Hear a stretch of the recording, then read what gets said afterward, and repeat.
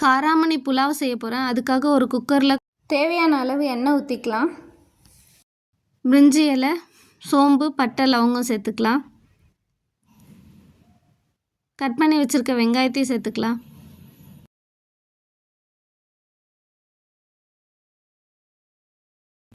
மூணு பச்சை மிளகாய் சேர்த்து கொஞ்சம் நல்லா வதக்கிக்கலாம்.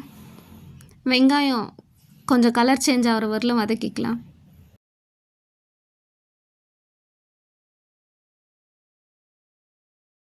கொஞ்சமாக புதினா, இஞ்சி பூண்டு பேஸ்ட்டு சேர்த்து நல்லா வதக்கிக்கலாம். இஞ்சி பூண்டு பச்சை வாசனை போகிற வரலும் கொஞ்சம் நேரம் வதக்கிக்கலாம்.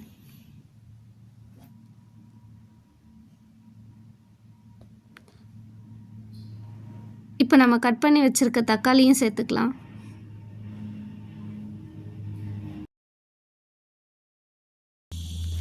தக்காளி வெங்காயம் ரெண்டுமே நல்லா வதங்கிடுச்சு. இப்போ நம்ம காராமணி பருப்பையும் சேர்த்துக்கலாம்.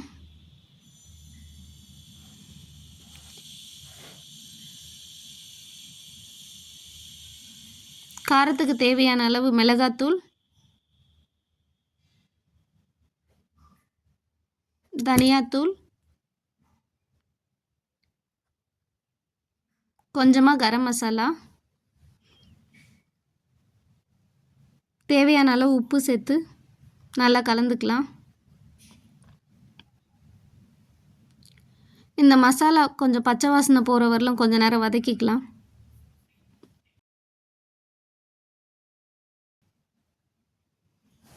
நான் 1 கிளாஸ் அரிசிக்கு 2 கிளாஸ் தண்ணி எடுத்திருக்கேன். நான் நார்மலாக சாப்பாட்டுக்கு யூஸ் பண்ணுற அந்த அரிசியை எடுத்திருக்கேன். ஸோ நாங்கள் 2 கிளாஸ் அரிசி யூஸ் பண்ணியிருக்கோம். அதுக்கு 4 கிளாஸ் தண்ணி ஊற்றிக்கிறோம்.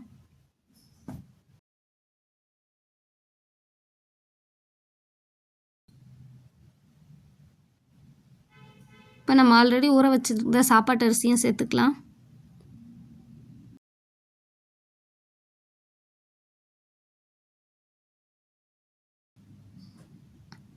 அவ்வளோதான், குக்கரை க்ளோஸ் பண்ணி 2 விசில் வச்சுக்கலாம்.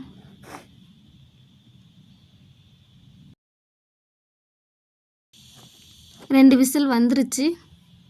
இப்போ குக்கரை ஓப்பன் பண்ணி பார்க்கலாம். சூப்பராக ரெடியாக இருக்குது காராமணி புலாவ். இப்போ அதில் கொஞ்சமாக கொத்தமல்லியை கட் பண்ணி சேர்த்துக்கலாம்.